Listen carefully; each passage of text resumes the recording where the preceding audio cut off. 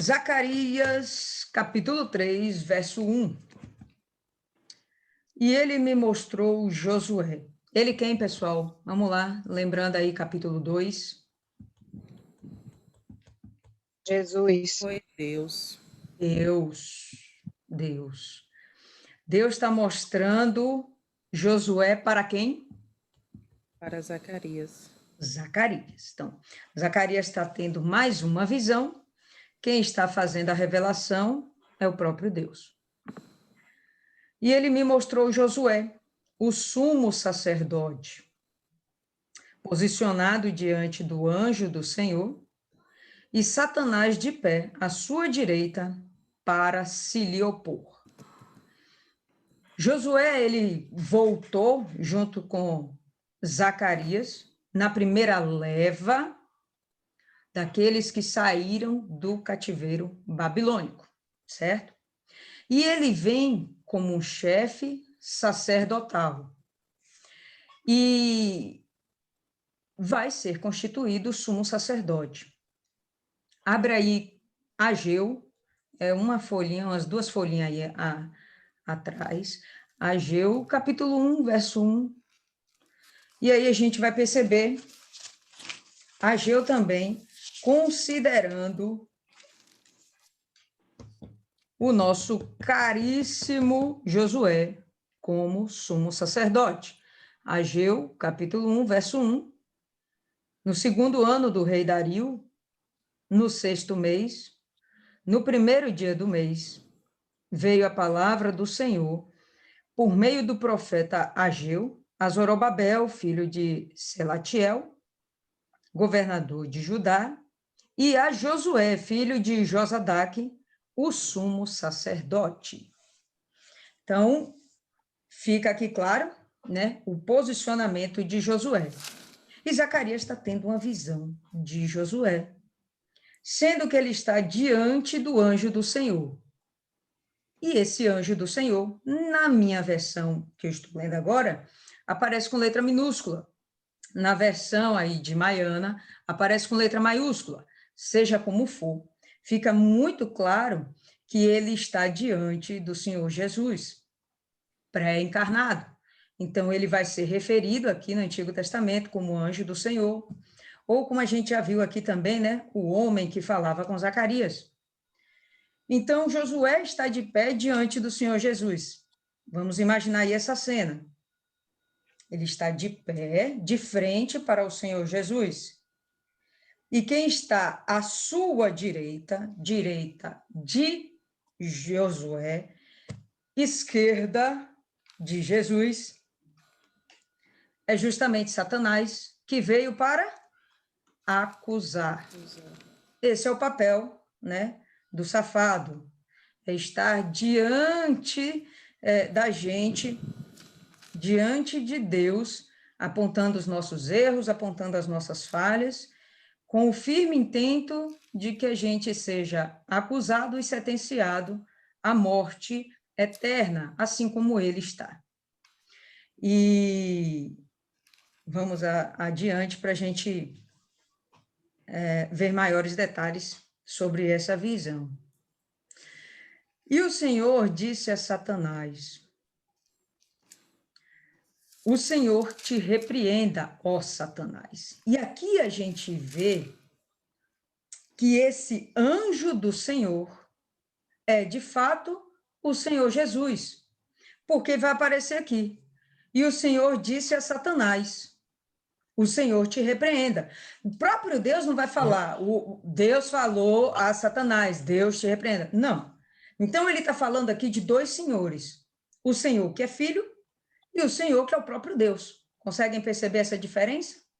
Tá? Então, o Senhor te repreenda, ó Satanás. O primeiro Senhor é o Senhor Jesus, é o anjo do Senhor, que na minha Bíblia está com letra minúscula, e na de algumas de vocês está com letra maiúscula, mas estão se referindo à mesma pessoa, que é o Senhor Jesus pré-encarnado. Tá? Então, o Senhor te repreenda, ó Satanás. O Senhor que escolheu Jerusalém te repreenda, para ficar muito bem claro De que Senhor ele está falando? Não é um falso Deus, não é qualquer um. É aquele que escolheu Jerusalém para ser a sua cidade. E aí ele fala: não é este um tição tirado do fogo? Quem é esse tição tirado do fogo? Eu entendi como Josué. Perfeitamente, é Josué. Tá certo? E quando o Zacarias vai relatando essa visão, a gente vai tendo essa percepção de que Josué ele está indo se apresentar para Deus. Né? Vê se vocês conseguem enxergar dessa forma. Ele está indo diante de Deus como sumo sacerdote. E o que o sumo sacerdote faz? Já vimos isso aqui algumas vezes. Qual o papel do sumo sacerdote? Primordial. Oferecer o Apresentar sacrifício, né? o sacrifício por Para ele e purificação depois dos pelo pecados. povo. Representar o povo de Israel. Né? Então, de fato, ele ia lá, ofereceu o sacrifício, mas com a intenção, né, da oferta desses sacrifícios, representar o povo de Israel e buscar o perdão dos pecados, tá? Então, só para a gente relembrar e sair um pouquinho, abre aí em... Antes de abrir em... A gente vai abrir já já. Abre aí em Apocalipse 12, que eu acho bem legal a gente ver essa passagem aí.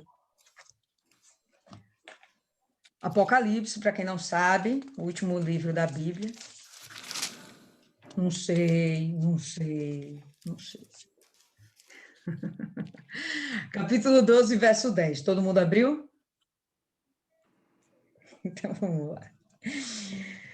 E eu ouvi uma voz dizendo do céu: agora chegou a salvação e a força e o reino do nosso Deus, e o poder do seu Cristo, porque o acusador de nossos irmãos é abatido, o qual os acusava dia e noite diante do nosso Deus. Não quero que isso passe batido e fique muito claro. Satanás está diuturnamente, está escrito aí o quê? De dia e de noite.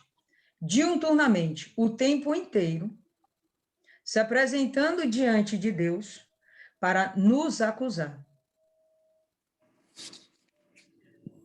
O que foi que Satanás falou de você hoje perante a presença de Deus?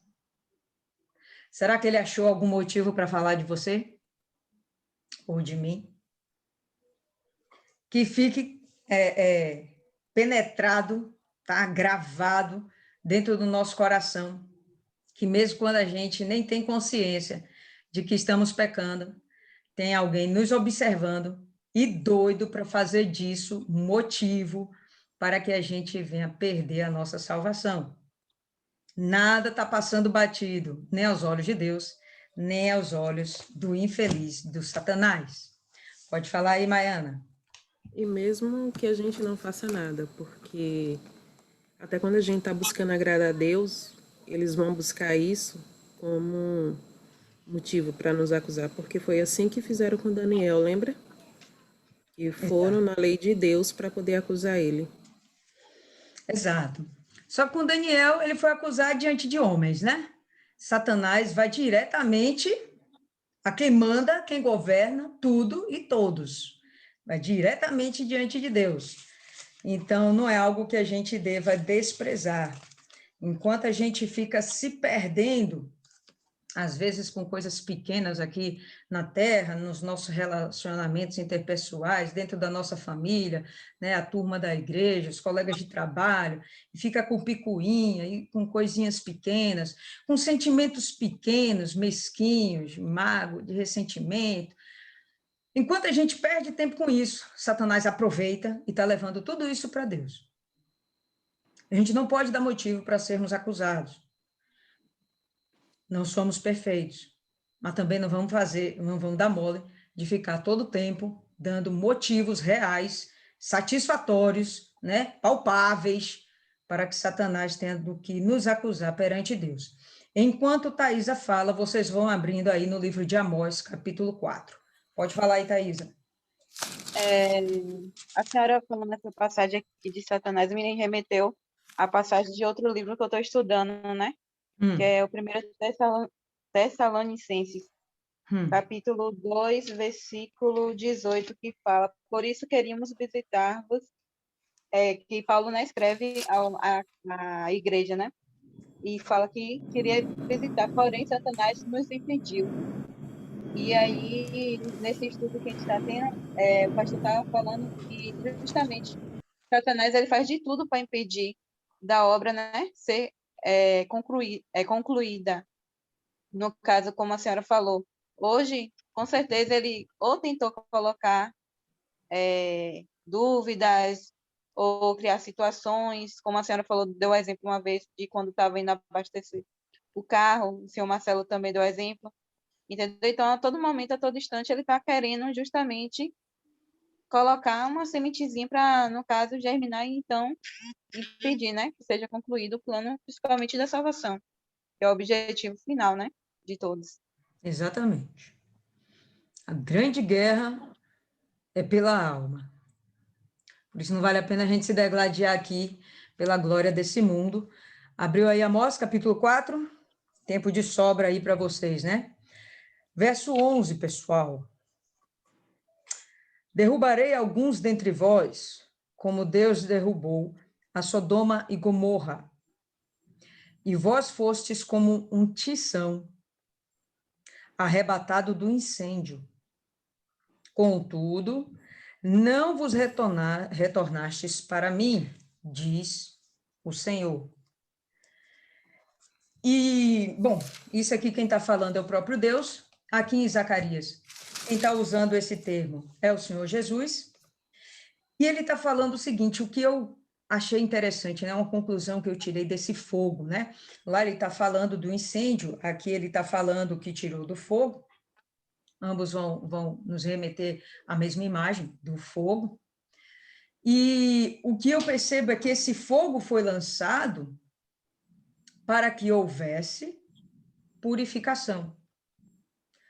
A gente vai lembrar dos exemplos, né, da prata e do ouro. Eles têm que passar pelo fogo. Só depois que eles passam pelo fogo, é separada todas as impurezas. E quanto mais passado pelo fogo o ouro e a prata, mais puro se tornam esses elementos, né? Mais puros se tornam esses elementos. Se Deus permitiu que viesse o fogo sobre o seu povo, não foi à toa. Às vezes, quando Deus permite que venha o fogo sobre as nossas vidas, não é por nada, é por um propósito muito nobre de nos purificar. Porque através das dores e das dificuldades, ou seremos aperfeiçoados, ou seremos desprezados, e esse povo remanescente será um povo, em princípio, melhorado, santificado. Está dando para entender? Então, quando ele fala lá em Amós que Deus permitiu que alguns fossem destruídos, eliminados, a mesma coisa que a gente vai ver lá no Egito, quando eles ficam, melhor dizendo, lá no deserto, quando eles saem do Egito, fica lá rodando aquelas gerações que elas não vão se converter, Deus percebe que não vai haver conversão, e ele permite que aquele povo morra no deserto, só vai entrar uma nova geração na terra de Canaã, né? A gente está vendo isso aqui em Amós, esse mesmo exemplo, e Deus dizendo, não, eu deixei passar o fogo, agora vocês resistiram bem, e vocês eu estou escolhendo para mim. Porém, poxa, vocês não estão dando ouvidos às minhas palavras e vocês não retornaram para mim. Essa crítica é o que está ficando lá em Amós. E aqui em Zacarias, volta aí para Zacarias, a gente vai perceber que Deus vai fazer a mesma coisa com o próprio Josué. E Josué vai estar simbolizando toda a nação de Israel, todo o povo de Israel. Tá? A gente vai acompanhar. Perceba que Zacarias, ó. Perceba que primeiro Josué se apresenta diante de Deus, e eu não imagino, eu não acredito que ele vai se apresentar diante de Deus sem que já haja um coração quebrantado dentro dele. Já existe o entendimento dentro dele de que ele precisa abandonar a velha criatura, abandonar os seus pecados e ter uma aliança com Deus. Vamos lembrar? Eles acabaram de passar a pior experiência das suas vidas. Qual foi? O exílio da Babilônia.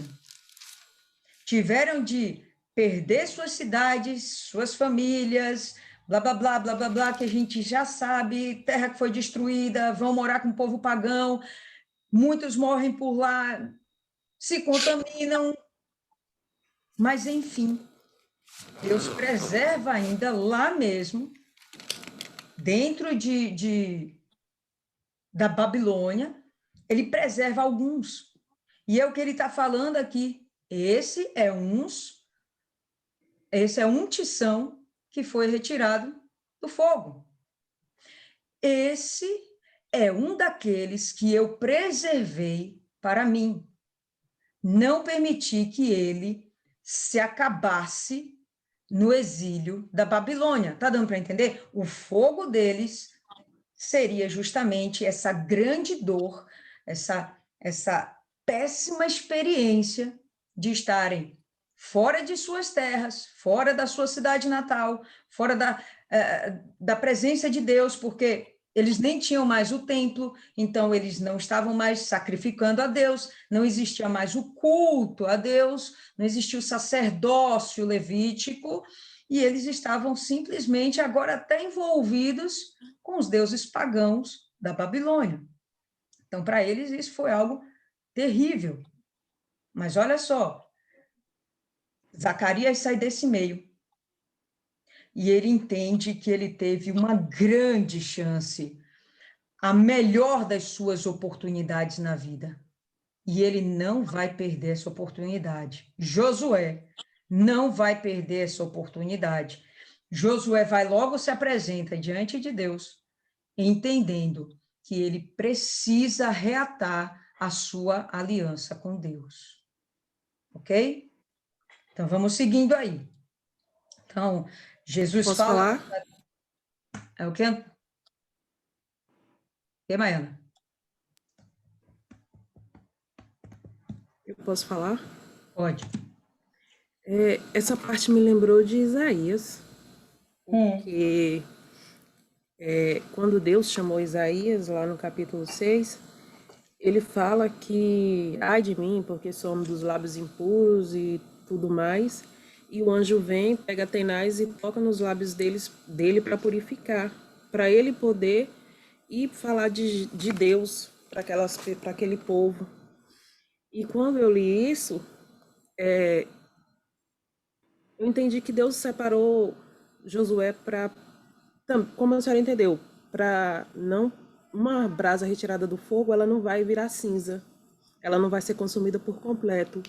E a passagem de Isaías me remeteu a isso também, deles ser limpo para poder falar com o povo. Só que só que Josué, o sacerdote que se apresentasse a Deus em pecado, ele morria. E tem também lá no capítulo 62 de Isaías também, no versículo 3, que ele fala que ele mesmo pisou o lagar sozinho e como que fala? Caiu pingos daquele suco de uva e manchou as roupas dele. Então, talvez Josué estivesse ali não pelos pecados dele. Como a gente já sabe, ele ia apresentar o sacrifício, mas antes dele se apresentar para o povo, de oferecer o sacrifício pelo povo, ele oferecia por ele. E todo mundo sabia que quando o sacerdote estava em pecado diante de Deus, ele morria. Então, não faz sentido ele estar ali vivo se ele estivesse realmente em pecado. Faz sentido, sim, porque ele estava em pecado, mas ele está se apresentando diante de Deus. Fosse como fosse, até para ele apresentar o sacrifício, estar diante de Deus, se aproximar de Deus, ele ia estar em um processo de purificação, que é o que a gente vai perceber. Né? Ao longo do texto, a gente vai perceber isso. Não tem como ele se apresentar primeiro para pelo próprio povo, se antes ele não estivesse apresentado por si mesmo. E se ele já estivesse limpo por ele mesmo, ele já teria vestido as vestes adequadas para entrar no Santo dos Santos. E ele só vai vestir isso agora. Beleza? Então, só para reforçar mais um pouquinho essa ideiazinha do fogo, que eu acho interessante para a gente ver, né, como a simbologia do fogo na Bíblia é de purificação. Não é à toa também que o próprio Espírito Santo é simbolizado pelo fogo, para que haja purificação, santificação das nossas vidas. Abre em Deuteronômio, capítulo 4.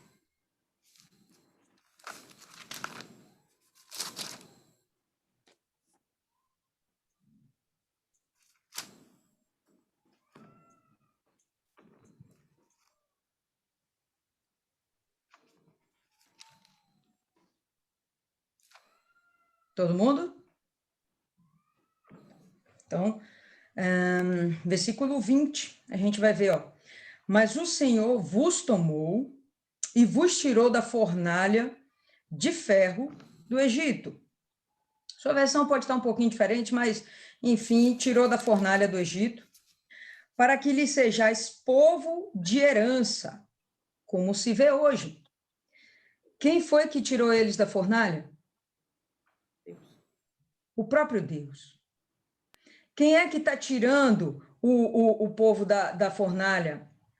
Ou melhor, do incêndio, lá em Amós? Deus. Quem é que está tirando, agora em Zacarias, o povo de dentro da fornalha? Dentro da fogueira? O próprio Deus também. Então, o próprio Deus já havia escolhido Josué. E ele já havia escolhido para um determinado propósito. Às vezes você pode se perguntar aí, Deus, mas para que você me escolheu? Ele tem um propósito. Talvez você ainda não reconheça, talvez você ainda não entenda, talvez você ainda nem tenha buscado essa resposta em Deus. Mas sua vida tem um propósito, que com certeza não é de você ser abençoado tão somente nessa vida. Não é de comprar sua casa, não é de conquistar seu casamento. O propósito é infinitamente maior. A gente vai ver isso aqui ainda nesse capítulo, tá certo? Volta aí para Zacarias e aí a gente vai perceber que o fogo é para remover aquilo que não presta. E se forem pessoas, vão ser removidas. E como a Maiana falou, se a gente chega diante de Deus em pecado, com certeza era para ter sido fulminado, tá? O que está acontecendo aqui é uma tipificação do que acontece com a gente hoje. Uma tipificação, tá? Do que acontece com a gente depois do sacrifício do Senhor Jesus. Vamos lembrar que Zacarias, ele vem basicamente para anunciar o Messias e o seu plano de salvação, o propósito da vinda do Messias, tá? O propósito do Deus Filho se tornar homem e andar aqui na terra com demais homens. Pode falar aí, Maiana. Foi isso que ele fez com os filhos de Arã. Não sei se foi Ófni e Finéias, que eu confundo os dois com os de Eli, que apresentaram o fogo estranho e depois Deus lançou fogo e fulminou eles dois. Exatamente. Não presta, vai ser eliminado. Sem sentimentos. Como eu gosto de falar, e Maiana já antecipou, sem sentimento. Sem sentimento. Tá bom? Então vamos lá no verso 3. Ora, Josué, vestido de roupas sujas, estava de pé diante do anjo. Terrível, macabro, como pode acontecer uma coisa dessa? E se a gente for ver num sentido mais literal, que não é o que está escrito nas Bíblias de vocês, acredito que não está escrito isso na Bíblia de nenhuma de nós, tá? A gente vai entender que essas vestes sujas são vestes contaminadas de excremento, fezes. É algo bem mais pesado. Isso aí a gente vai perceber, né, nos comentários de estudos bíblicos. A Bíblia realmente ela não vai ser traduzida dessa forma, mas era assim o que estava acontecendo, tá certo? Então, ele estava completamente contaminado de fezes.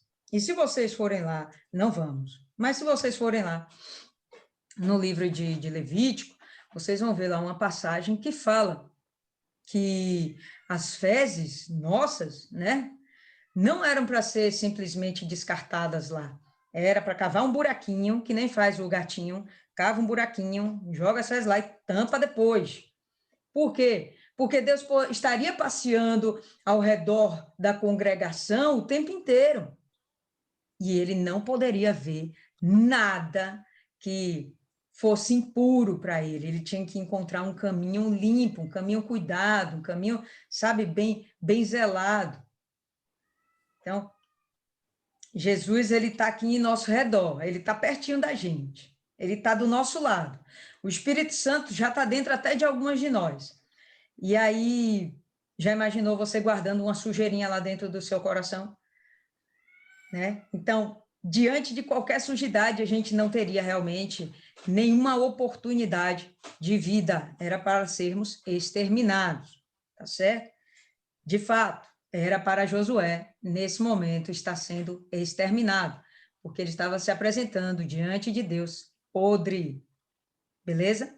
Mas era o podre, pessoal, por fora, porque por dentro já tinha uma outra cabeça, já existia um novo coração. Pelo menos é assim que eu entendo. Ele não vai se apresentar de graça. Ele entendeu que ele foi escolhido. Nós somos escolhidas de Deus. Ele entendeu que ele foi um escolhido, ele entendeu que ele teve uma oportunidade de ouro, ele não desprezou. Ele imediatamente saiu de lá do cativeiro, compreende que ele tem um chamado. Ele percebe por que eles têm a compreensão de todo o porquê que eles estavam sofrendo o exílio. Ele sabe que foi porque o povo se afastou de Deus. E o Deus estava zangado com o povo, porque o povo estava sendo rebelde, desobediente, idólatra.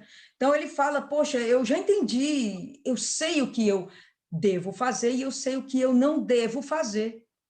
Bom, agora eu tenho que chegar diante de Deus e falar que eu já sei o que eu tenho de fazer e eu vou falar com ele que aquilo tudo que eu fazia atrás, não quero mais misturar com aquilo tudo, eu quero aproveitar com unhas e dentes essa chance que ele está me dando. Pode falar aí, Paloma. Enquanto Paloma fala, aí vocês abrem em Levítico 22. Essa passagem também me remete muito até nós mesmos, nos tempos de hoje, né? Porque essa troca de vestes que vai acontecer em Josué representa muito o perdão, né? O perdão de Deus, porque o que Deus vê em Josué, na verdade, é o arrependimento, a sinceridade, principalmente, mas também a decisão de largar aquilo que ele fez. E através disso, quando a gente confessa, toma a decisão e com sinceridade, de fato, Deus, ele nos dá esse perdão, nos dá essas vestes novas, que foi até o propósito que a gente viveu recentemente das vestes novas, que é tudo aqui que está falando em relação a Josué, ou seja, ele poderia sim estar com vestes sujas por conta dos pecados, do que ele cometeu, mas dentro dele havia a sinceridade, como a própria Bíblia diz, Deus, ele se sente feliz com a sinceridade. Yes! Todo mundo abriu aí Levítico 22? No verso... Não. Só Paloma que não, vamos aguardar.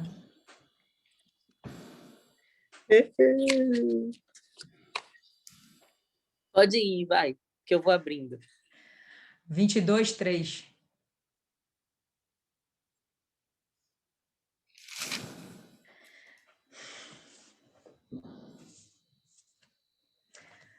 Chegou aí, Paloma? Diz-lhes: todo homem que entre as vossas gerações e toda a vossa descendência se chegar às coisas sagradas que os filhos de Israel dedicam ao Senhor, tendo sobre si a sua imundícia, aquela alma será eliminada diante de mim. Eu sou o Senhor. E como Maiana estava aí falando primeiramente, é isso mesmo. Tá? Josué era para ter sido eliminado. E quando fala eliminado, pessoal, é matar mesmo, game over, entendeu? Era realmente para ser morto e lançado fora do arraial, fora, né, da congregação. Tá? Então, ele não podia se apresentar de qualquer forma. A diferença era o coração. Eu vou insistir nisso. A diferença. Ele continuava sendo pecador, mas dentro dele já tinha um novo entendimento, uma nova alma, já tinha um despertamento para o que ele realmente deveria fazer. Tá bom? Continua aí em Levítico, só anda 2, 3 páginas aí para trás, vamos para o capítulo 16.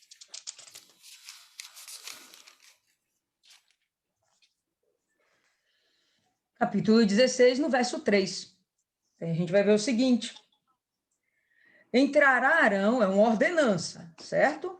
Entrará Arão, não é um pedido, é uma ordenança, no santuário com isto: um novilho para oferta pelo pecado e um carneiro para o holocausto.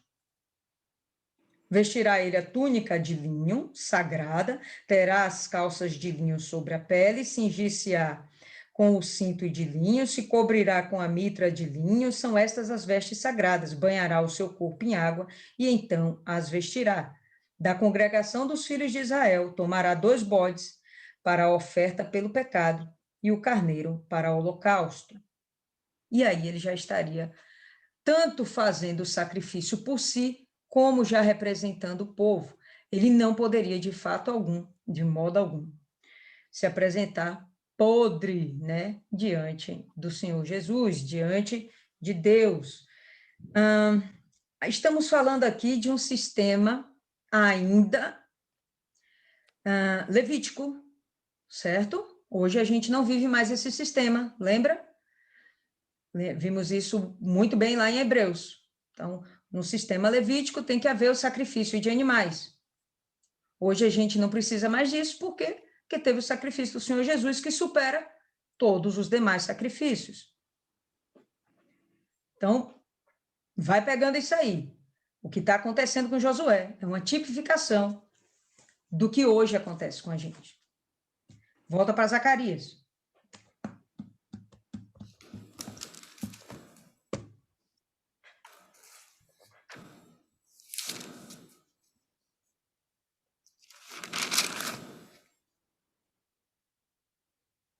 Todo mundo voltou? Beleza?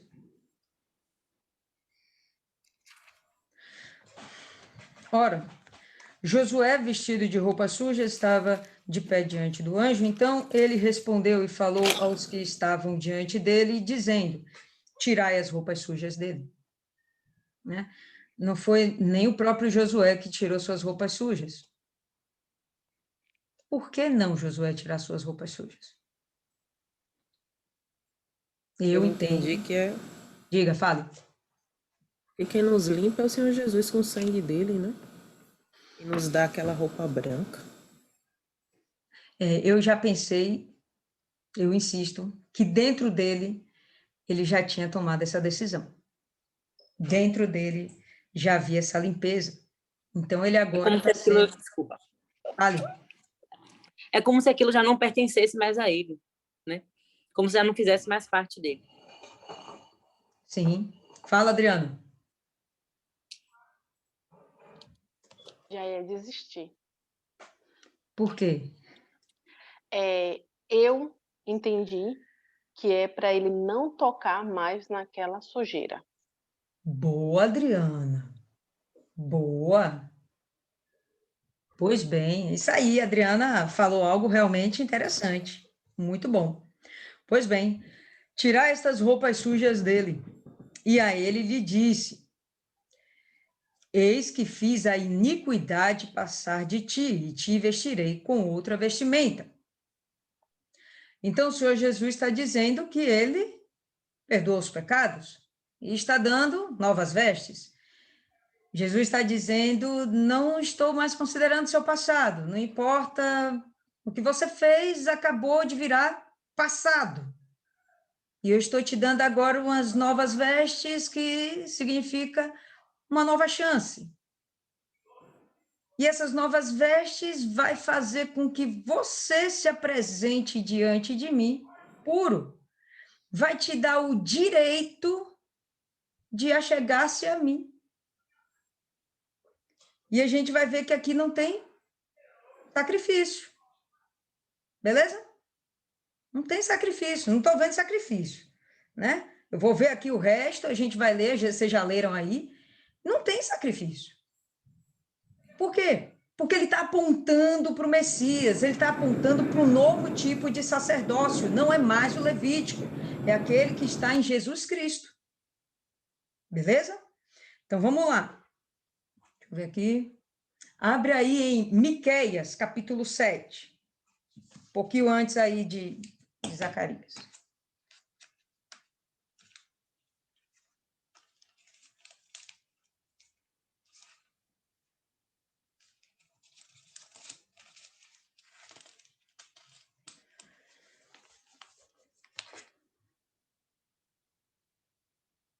Quanto?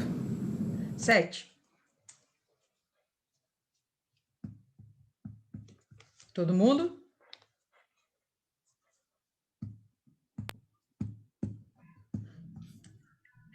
Todo mundo, só Paloma e Adriana balançaram a cabeça. Mas eu estou esperando pacientemente.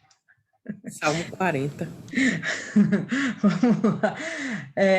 Miqueias 7:18. Quem é Deus semelhante a ti, que perdoa a iniquidade, passa por cima da transgressão do restante da sua herança, do seu povo? Ele não retém a sua ira para sempre, porque tem prazer na sua misericórdia. Então, pode voltar para Zacarias. Vamos lembrar, o cativeiro babilônico era o quê? A ira de Deus, juízo de Deus. Depois de ele passar umas centenas lá de séculos, centenas de séculos não, alguns séculos, né, batendo forte. Olha, se volta para mim, se volta para mim. O povo não se voltou, veio o juízo, veio a ira. E ele disse o quê? Não é para todo sempre, porque eu tenho prazer na minha misericórdia. Então, esse povo aqui está sendo resgatado, Josué está sendo esse exemplo. Olha, eu decido te perdoar. Lembra quando está lá mais à frente, lá no Novo Testamento, falando sobre o dom do arrependimento que vem de Deus? Ele decide quem ele vai perdoar. Ele te dá o dom de arrependimento porque ele já decidiu te escolher. Assim como um pouquinho mais antecipadamente, Jesus fala que ele escolheu Jerusalém. Poxa, por que não Salvador? Negócio bonito, entendeu? Cheio de praia, aquela coisa linda. Não, Jerusalém, no meio daquele sol miserável, aquela coisa toda, neve de vez em quando, aquele tempo conturbado. Ele escolheu, acabou, é o lugar que ele escolheu. É a vontade de Deus suprema.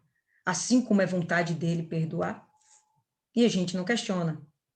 Aquele povo que insiste em ser perturbado e rebelde, e a gente às vezes acha, não tem mais jeito. Pois bem, está na vontade de Deus perdoar. E ele perdoa a quem ele quer, porque ele tem prazer nisso. Eu acho legal isso. Você ter prazer em perdoar. Quem aqui tem prazer em perdoar? Quero ver quem vai ser a primeira hipócrita a dizer sim. Oh, mentira! Dona Cida. Cida, logo a senhora. Não, Dona Cida. Não, não, não! Pare, Dona Cida, pare! Ninguém tá tem dizendo que ela prazer em perdoa. perdoar. A gente perdoa. Agora dizer que tem aquele prazer, não. Em princípio, o prazer seria a gente se vingar, né? Mas aí a gente entende que não é esse o nosso propósito. A gente tem que, de fato, perdoar. Paloma levantou a mão primeiro, depois Maiana. Pode falar aí, Paloma. Sobre esse amor e essa misericórdia dele, eu vi, quando eu estava fazendo a meditação, eu vi lá no livro de Efésios, em Efésios 2:4, que fala, né? Mas Deus, que é riquíssimo em misericórdia, pelo seu muito amor com que nos amou.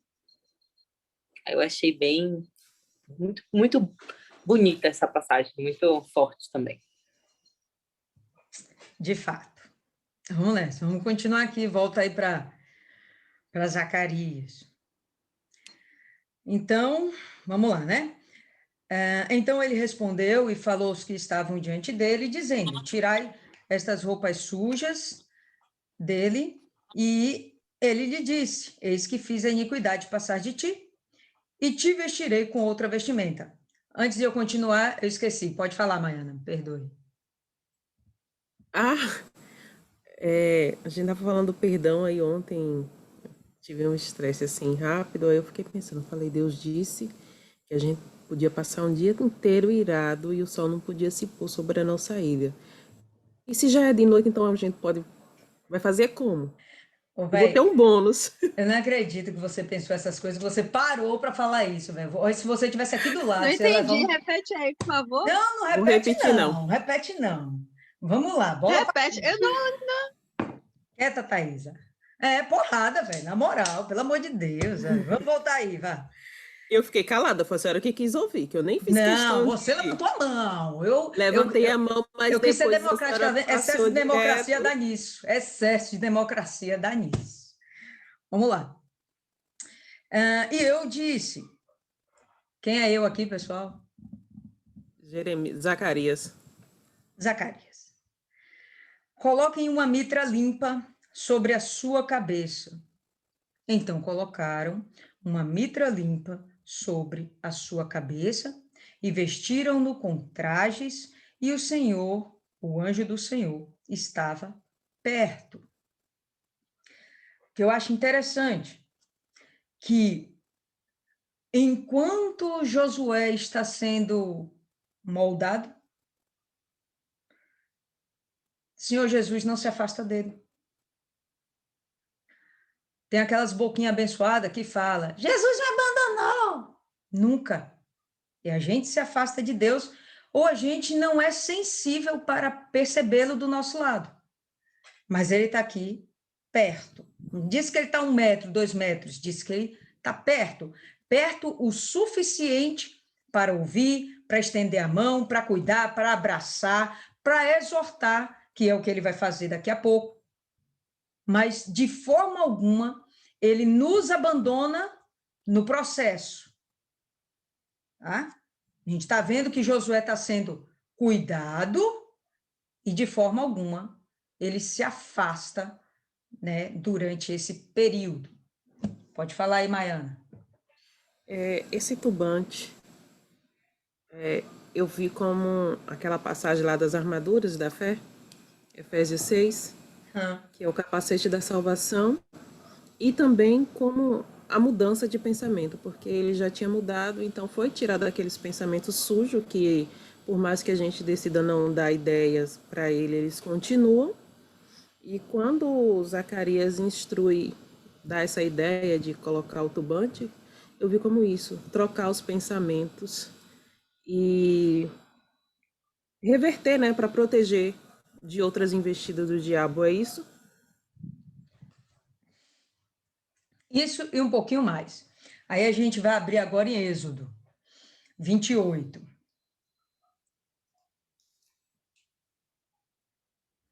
Enquanto vocês estão abrindo aí Êxodo 28, aí eu vou contar a história da caneca. Quando o mozinho ainda era gordinho, assim, muito gordinho, véi, ele não comia, né? Ele se entupia, era um negócio realmente absurdo. E até para tomar água, para tomar um café, para tomar uma sopa, para tomar alguma coisa, era sempre muita coisa. Aí eu comprei essa canequinha para ele. Acho que ela pega 1 litro de coisa. E hoje ele botou água para mim aqui. Mas ele não come mais assim. Ele agora é um rapazinho educado. Ele venceu a gula. Vamos lá. Antes tarde do que nunca. Êxodo 28, no verso 36, pessoal. Farás também uma lâmina de ouro puro, e nela gravarás a maneira de gravuras de sinetes, santidade ao Senhor, ou, em outra versão, consagrado ao Senhor. Atalás a um cordão de estofa azul, de maneira que esteja na mitra. Bem na frente da mitra estará, logo aqui na frente, né? Vai ter lá a mitra, aquele turbantezinho e tal. E logo aqui na frente vai ter uma cinta de ouro, mostrando santidade ao Senhor, consagrada ao Senhor. E estará sobre a testa de Arão, para que Arão leve a iniquidade concernente às coisas santas, que os filhos de Israel consagrarem em todas as ofertas de suas coisas santas. Sempre estará sobre a testa de Arão, para que eles sejam aceitos perante o Senhor. Traduzindo, aquela marca é uma marca.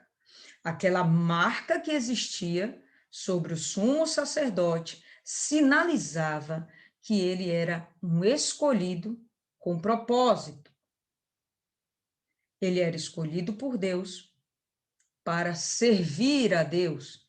Ele era separado, santificado. Por isso, santidade ao Senhor. Ele não estava lá por acaso, ele não recebia aquela tiara por acaso.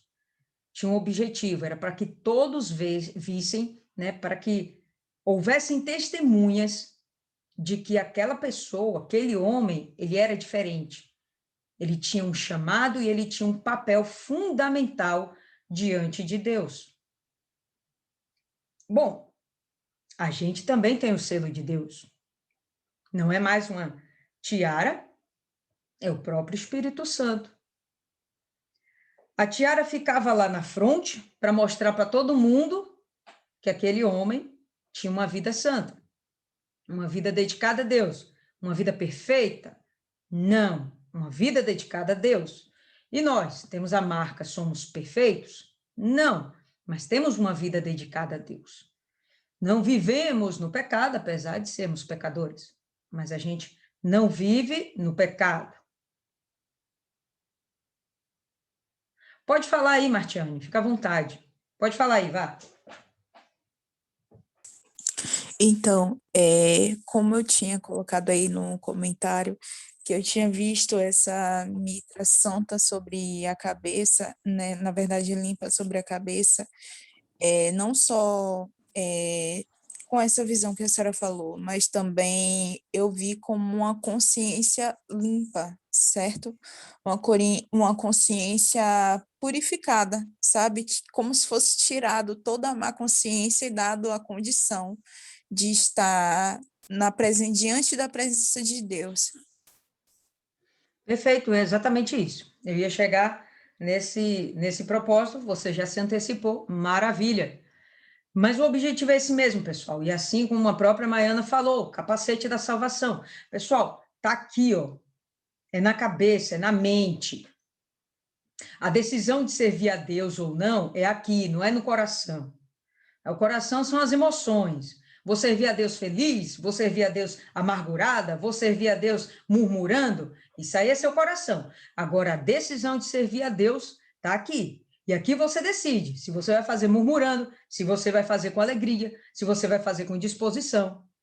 Beleza, Rayane? Fique tranquilo, tá certo? Então, mas é dentro da mente que a gente decide se abster do pecado.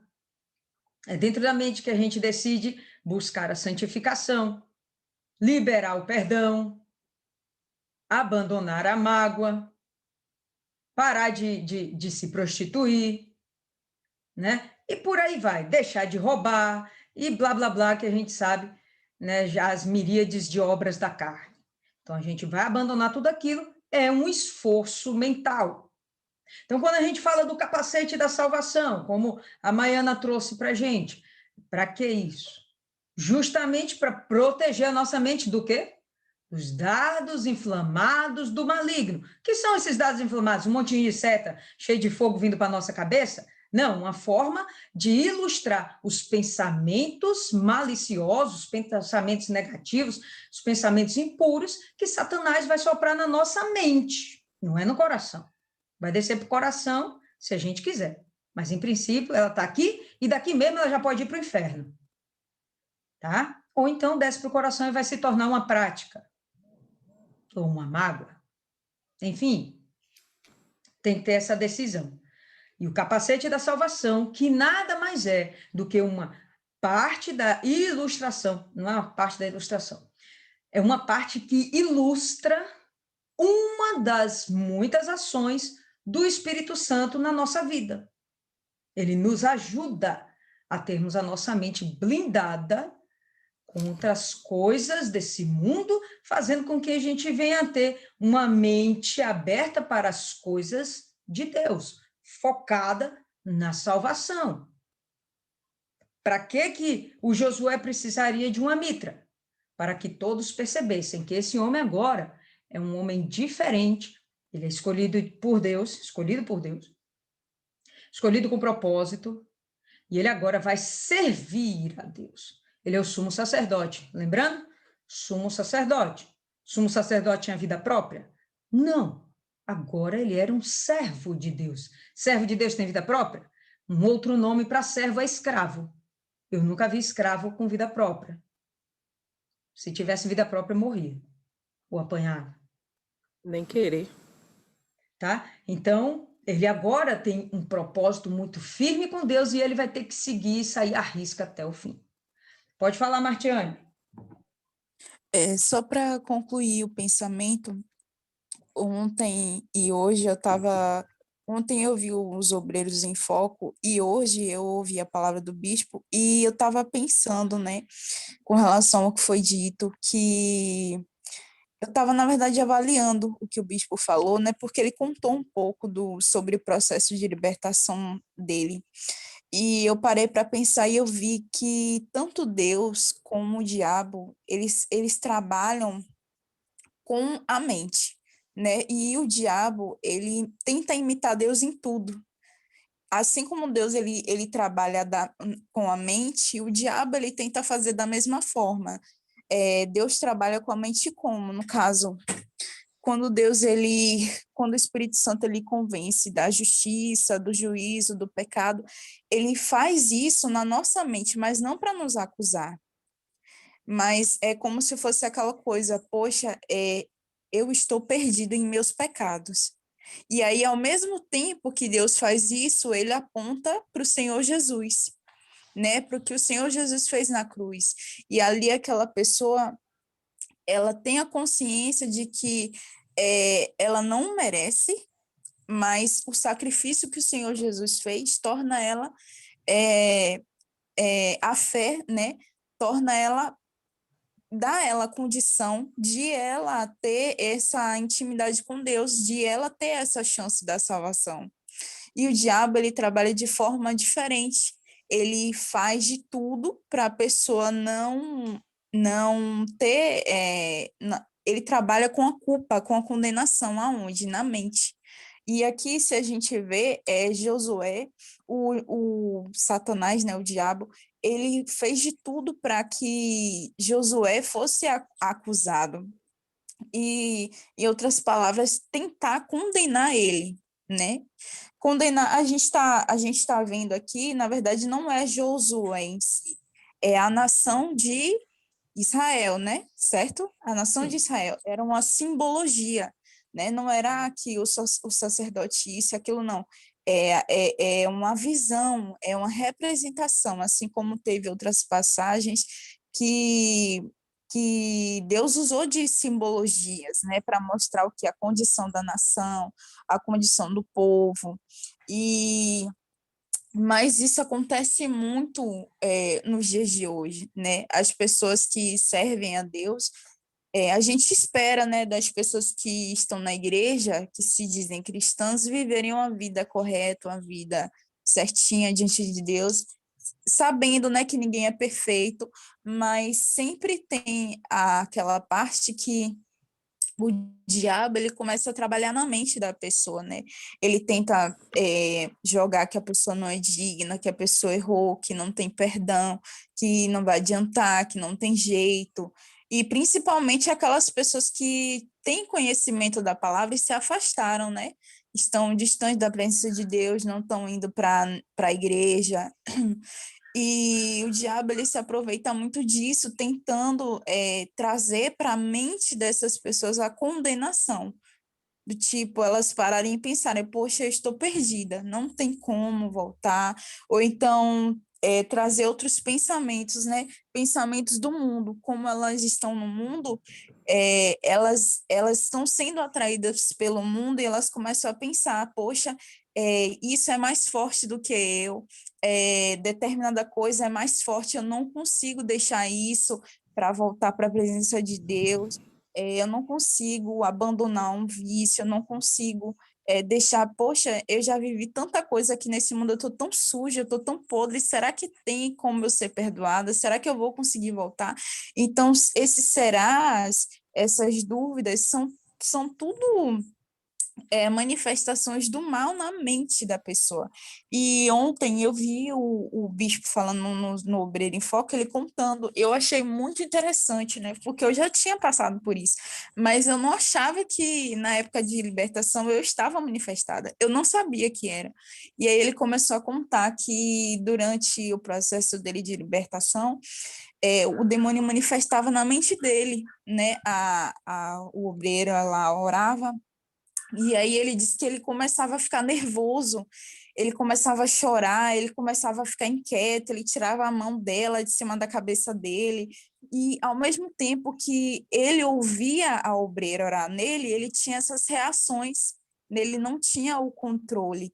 E aí ele disse que a obreira, sabiamente, não falava mais com o diabo, mas falava com ele, falava: Júlio, fique tranquilo, fique calmo, o que é que você está sentindo? Coloque a mão no seu coração e eu vou orar por você. E ali ele começava a se acalmar e ficar bem. E, ou seja, essa manifestação na mente, né? E ali, tipo, tinha várias dúvidas, tinha vários pensamentos. E eu queria trazer isso porque eu achei isso muito interessante, né? A gente ter essa consciência de que o diabo, ele tenta trabalhar da mesma forma que Deus. Exatamente, na mente, né? Pertinente. Pois bem, então essa condição de santificado ao Senhor, né? De consagrado ao Senhor, dá essa ideia de pertencimento a Deus, tá? De propriedade de Deus, o que nós hoje somos também. Somos separadas para Deus, pertencemos a Ele, tá? Não temos mais nossa vida própria, ou pelo menos em princípio, não deveríamos mais ter, e viver de fato apenas e tão somente a vontade de Deus.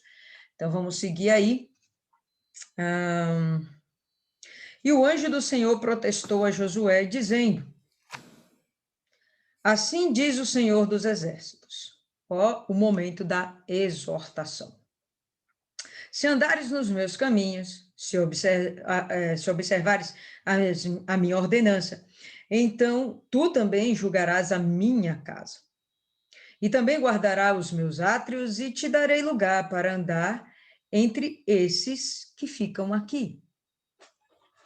Bom, o que ele está falando é que se Josué e todo o seu povo permanecer nos caminhos retos de Deus, eles estarão permanentemente diante de Deus. Então, olha só, ele se aproximou de Deus e na minha cabecinha, esse homem já tinha dentro de si arrependimento, foi limpo do pecado, perdoado, né? Assim que está lá, tira as roupas sujas dele e depois diz: eis que fiz a iniquidade passar de ti. Então, abandonou o pecado, foi perdoado, depois de perdoado, recebeu novas vestes, Olha como Deus não perdeu a oportunidade. Ele viu um coração quebrantado, ele não parou para pregar de novo, não. Ele já foi cuidando. Chegou, não, meu amigo, ó, tira essa roupa, você realmente agora vai receber uma nova mente, uma nova cabeça. E aí depois ele chega e fala, para você continuar assim, tendo acesso a mim, porque eu vou continuar pertinho de você. Para continuarmos com essa conexão, você tem que fazer isso aqui, ó. Então, tá vendo o passo a passo dele?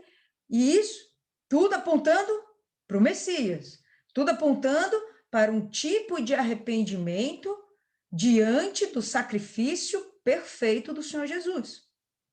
E aí ele diz, você tem que permanecer no meu caminho, você tem que ler a minha palavra, obedecer a minha palavra, é isso que a gente está aqui fazendo, estudando a palavra, tá? Então, julgarás a minha casa, né? Você vai estar tomando conta do meu povo, minha casa, meu povo, você vai guardar os meus átrios, você vai zelar pelo templo, e te darei lugar para andar entre esses que ficam aqui, tá? Esses, bom, agora vamos falar do Josué mesmo, vai andar no meio do povo, aqueles que estão sendo perdoados, remidos, restaurados, tá? Regenerados, enfim. Pode falar aí, Maiana. Quando ele fala de julgar a casa dele e daquelas pessoas que estão lá, dá a ideia que está num tribunal. E, de certa forma, estava no tribunal de Deus. Também se refere com a profecia a profecia do milênio, né? Que diz que essas pessoas vão julgar as 12 tribos. Concordo. Concordo que ele estará nesse meio. E ele não. Eu também vou. Todos nós. Eu idem. Todos nós. Né? Quem for na primeira leva do arrebatamento, primeira leva não, né? Vai ser a única leva. Né? Quem for no arrebatamento, arrebentou mesmo. Quem ficou, se lascou. Então, cuidar para ninguém ficar para trás e todo mundo ir junto. Então, sim, uma promessa também para os dias futuros. Para esse primeiro momento aqui também, em Jerusalém, na Jerusalém que está sendo restaurada, tá? Mas vamos repetir, tudo apontando para o Messias e o reino do Messias. Fala aí, Mariana.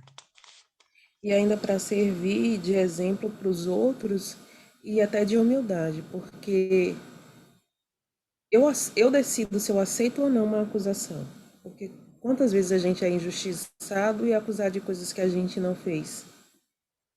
E o diabo, ele bate tanto que chega uma hora que a gente aceita essa acusação. Às vezes tem pessoas que você está dizendo não fiz, fez, não fez, fiz, não fiz, que aí você para e pensa, meu Deus, será que eu realmente fiz isso? Só que se você não aceita essa acusação, ou você tem consciência que você realmente cometeu aquilo e quer mudar, você tem essa promessa e ele está falando que você vai julgar os outros, você vai cuidar de outras pessoas que estiveram na mesma situação. Aí ele vai testar você e vai testar os outros, porque os outros, quando verem você, e principalmente os que sabem do seu passado, vai jogar tudo isso na sua cara. Você matou, você roubou, você mentiu, você se prostituiu, e agora quer pagar de santo, quer servir de exemplo.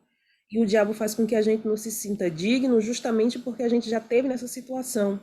Só que é justamente por ter estado daquele outro lado e ter passado por tudo aquilo e conseguido vencer, é que Deus dá essa oportunidade, porque você sabe como sair dela. Então, não vale a pena você aceitar essas acusações e se chegar o momento que você tiver que repreender a pessoa, porque por mais que seja com jeito ou de um jeito grosso ou de um jeito delicado, é a pessoa que vai receber essa instrução que tem que estar com aquela terra fértil. E nem sempre elas vão aceitar, mas a sua parte você vai fazer. Ok. Desse verso aqui, o que a gente deve guardar, penso eu, é que só diante da obediência a gente vai permanecer na presença de Deus.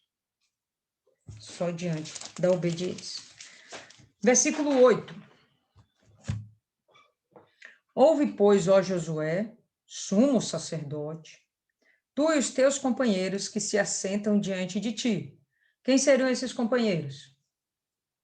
Os outros sacerdotes e o povo? Os demais sacerdotes. Tá?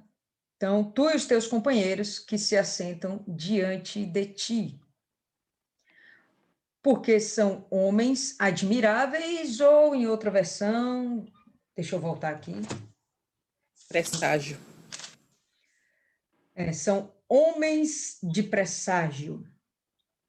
E presságio é aquela ideia de você sentir ou perceber, através de sinais, o que vai acontecer no futuro. E se a gente for perceber, pensar bem, a gente vai ver que esses homens de Deus, eles recebem a revelação de Deus em momentos específicos, em algumas situações, sobre o futuro. Pode falar aí, Adriana. Na minha Bíblia tem escrito, eu nem tinha entendido esse nome, viu? Portentoso. Portentosos seriam homens muito dignos, homens que têm uma certa relevância, entendeu? Não diria poderosos, não, mas pessoas de presença, dignas. Acho que a melhor palavra que a gente poderia ter, seria isso aqui, que está na minha versão aqui. Homens admiráveis, homens valorosos, tá? Homens valorosos, sacerdotes valorosos, homens de Deus, realmente de Deus, santos, e que eles têm a capacidade de ouvir a voz de Deus e passar para o povo uma mensagem que pode significar as coisas do futuro. Uma simples exortação para agora, coisas sobre o passado, uma revelação sobre o passado. Seja como for, esses homens são especiais. E Deus agora vai fazer uma revelação para eles. Olha que legal. Porque são homens admiráveis. Eis que eu farei vir o meu servo, o renovo. Renovo com letra maiúscula. A gente está falando do Senhor Jesus. Tá? E percebe que agora esses homens de presságio, esses homens valorosos, portentosos, admiráveis, eles estão agora servindo, porque eles estão recebendo uma mensagem, eles vão receber uma mensagem que eles vão ter depois que divulgar. Eles depois vão ter que semear isso para o povo. Eles são sacerdotes responsáveis para fazer o trabalho do sacerdócio, o trabalho da obra de Deus. Ok? Então, aí vem a revelação. Eis que farei vir o meu servo, o renovo.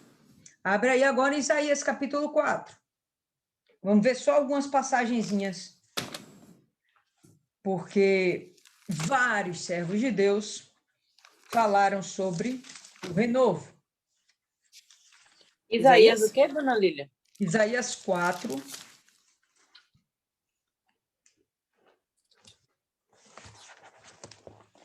Verso 2. Todo mundo?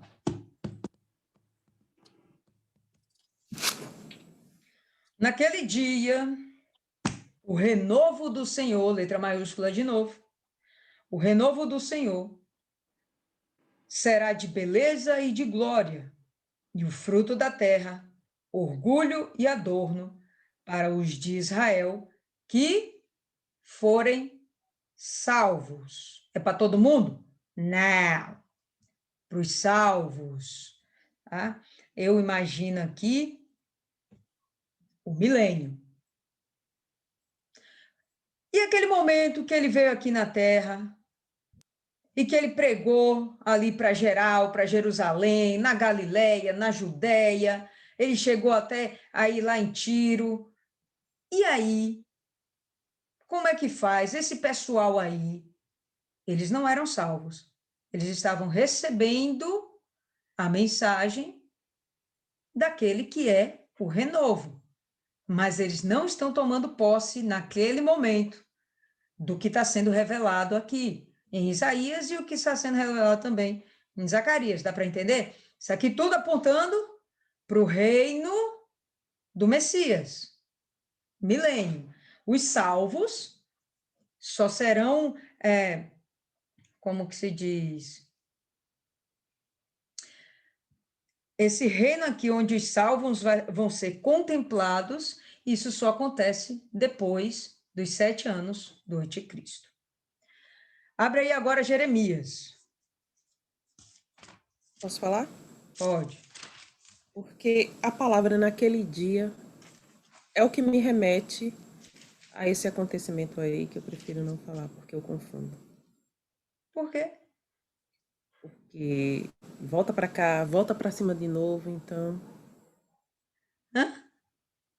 Não entendi. O arrebatamento, aí depois volta, e depois vai de novo para o céu, então eu, às vezes, dá uma viagemzinha, então... Oxe, não tem que ter viagem nenhuma aí, não, pai. Essa é salva e pronto, acabou. Também acho. E quando fala naquele... Não, mas para diferenciar que são profecias vindouras, é quando ele usa a palavra naquele dia. Porque a palavra naquele dia me dá a ideia do Apocalipse.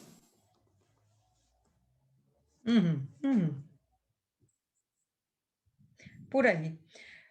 Jeremias 33, 5. Quando se der a peleja contra os caldeus,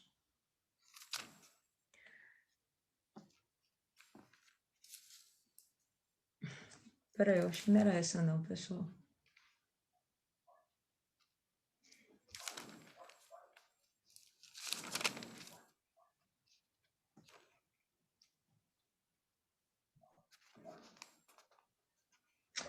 Não é aqui, eu me perdi em algum lugar. Volte para a luz. Ainda está tempo de se achar. Tá amarrado, Deus é mais. 23. 23, Jeremias 23. Eu falei 33, foi mal aí. Parece um monte de acusador, Deus me livre. Ainda bem que Jesus tem misericórdia de minha alma. Que esse povo aqui só faz condenar.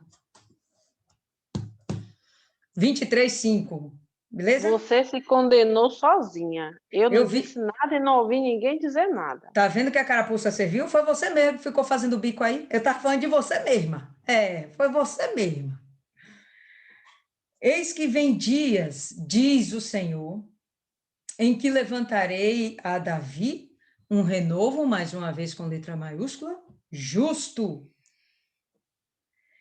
E rei que reinará. E agirá sabiamente, executará o juízo e a justiça na terra.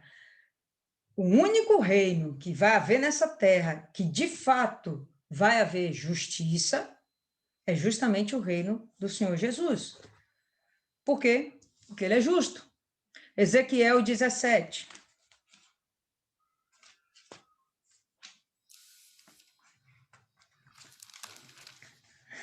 A Adriana, quando dá cagada de abrir a Bíblia de primeira, só falta soltar fogos ali, ó. 17, eu abro 22. sempre a Bíblia de primeira, só que não fico me exibindo. Tá. Nem deve, né? Porque o diabo também abre no versículo que ele quer de primeira. Vamos lá. Ezequiel 17, 22. Assim diz o Senhor Deus: também eu tomarei a ponta de um cedro e plantarei.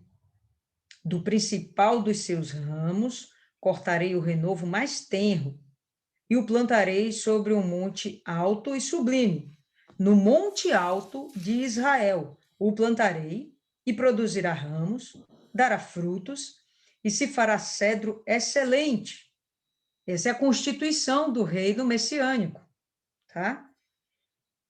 Debaixo dele habitarão animais de toda sorte, e à sombra de seus ramos se aninharão aves de toda espécie.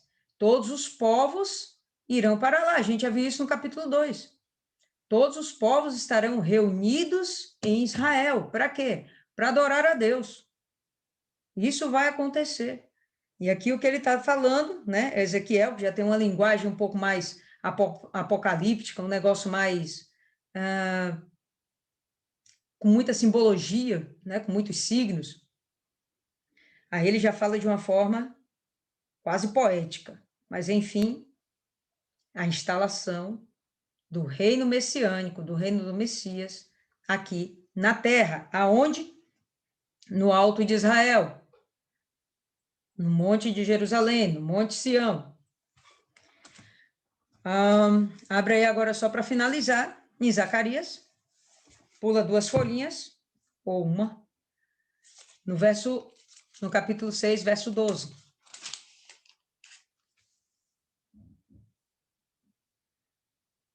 Assim diz o Senhor dos Exércitos, eis aqui o homem cujo nome é Renovo, letra maiúscula. Ele crescerá no seu lugar e edificará o templo do Senhor. Então, todas essas promessas aí, tá, estão se referindo ao Senhor Jesus, que é o que está sendo dito aqui em Zacarias 3:8. Acorda aí, viu, Cristiane? Eu estou vendo. Verso 9. Observai a pedra que coloquei diante de Josué. Sobre uma pedra estarão 7 olhos. Eis que gravarei a sua inscrição, ou lavrarei a sua o quê, pessoal? Deixa eu ver aqui. Ajuda aí, que vocês já estão com ela aberta. Lavrarei a sua escultura, depois que eu acho que vocês falam. Tá? Lavrarei a sua escritura, diz o Senhor dos Exércitos, e removerei a iniquidade daquela terra em um dia só. Então, todos nós sabemos quem é essa pedra, é o Senhor Jesus, tá? Abra aí em Salmos 118.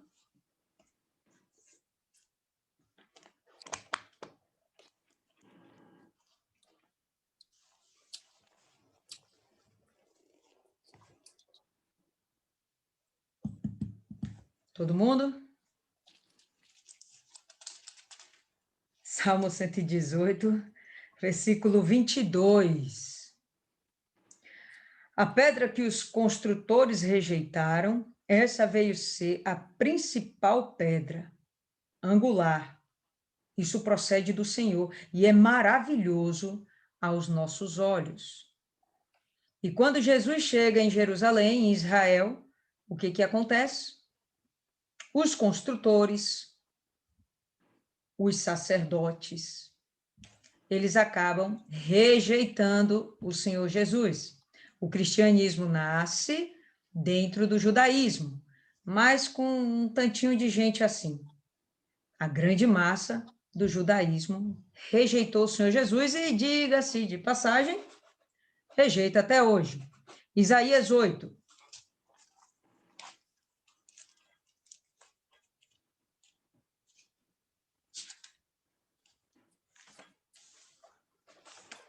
Vocês estão muito mole, gente. Deus é mais. A Adriana ainda está abrindo.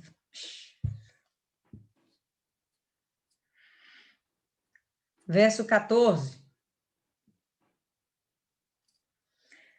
Ele vos será santuário, mas será pedra de tropeço e rocha de ofensa às 2 casas de Israel. Laço e armadilha aos moradores de Jerusalém. Muitos dentre eles tropeçarão e cairão. Serão quebrantados, enlaçados e presos. Noutras palavras, quando Jesus vem, ele acaba servindo de laço ou pedra de tropeço, ou laço, para aquelas pessoas que o rejeitam. Porque quando ele vem e dá às pessoas oportunidade de perdão, arrependimento e perdão, aqueles que aceitarem serão salvos. Aqueles que rejeitarem vão tropeçar, vão cair e perderão a salvação. Então, por isso essa conotação de aqueles que, para alguns, ele vai ser pedra de tropeço, né? Muitos deles tropeçarão, cairão, serão quebrantados, enlaçados e presos. Se eles não tivessem o entendimento a oportunidade, o conhecimento da palavra de Deus, né? Se essas pessoas, né, o mundo, não tivesse a oportunidade de conhecer o Senhor Jesus, o que hoje está bem difícil, porque a gente fala de Jesus a todo tempo, e na televisão, e nas rádios, internet, enfim, né? Tem uma folha universal enfiada debaixo da porta de alguém a todo tempo. Há sempre, né, outras pessoas, outras denominações, trabalhando para anunciar o reino de Deus, trabalhando para anunciar o sacrifício do Senhor Jesus. Quando essas pessoas tomam conhecimento disso e não aceitam, aí elas agora perdem a oportunidade de salvação e decretam sobre si mesmas o juízo. Por quê? Porque Deus é ruim? Não, porque Deus é justo. Se aceitar o Senhor Jesus, está salvo. Não aceitou, já era. Abre aí em Daniel. Faz um tempão que a gente não vê esse livro, né? Daniel 2. Essa palavra fica bem explicada em 2 Pedro, né, no 2, versículo 8, porque ele já fala logo que foi os desobedientes. Eu não abri lá, não.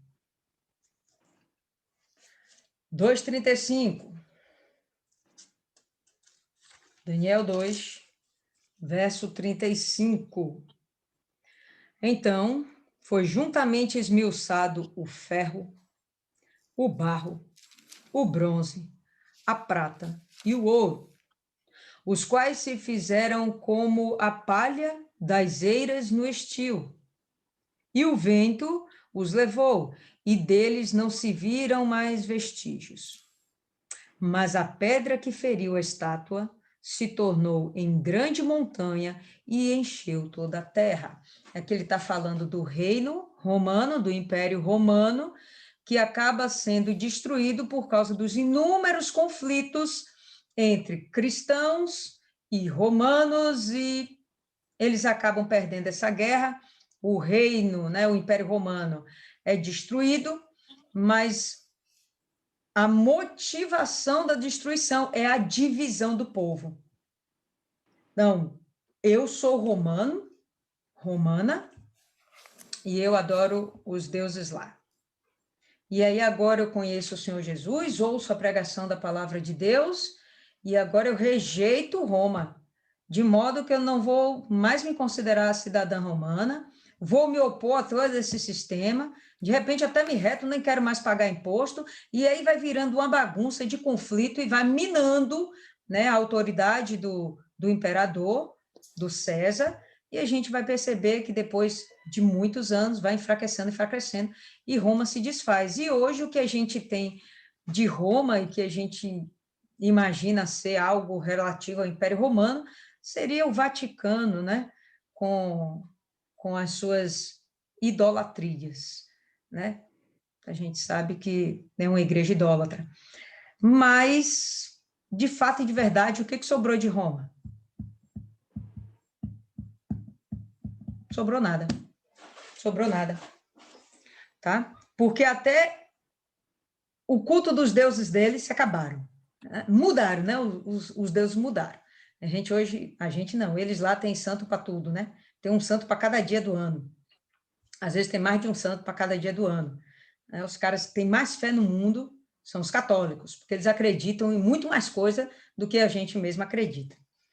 Tá bom? Então, fica aqui Daniel dizendo que a pedra que destruiu esse império foi o Senhor Jesus. Complemento no verso 45? Então, vamos lá.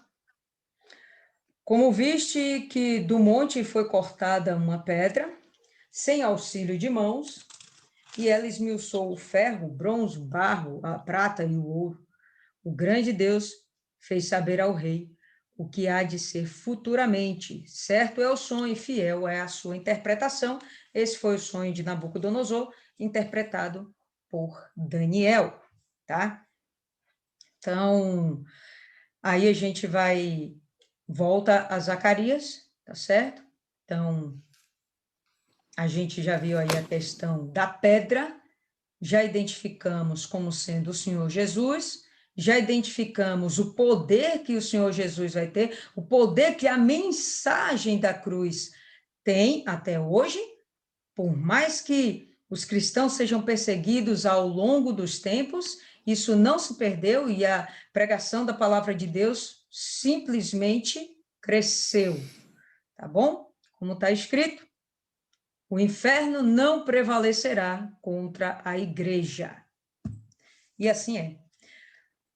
Voltando ao verso 9, observai a pedra que coloquei diante de Josué.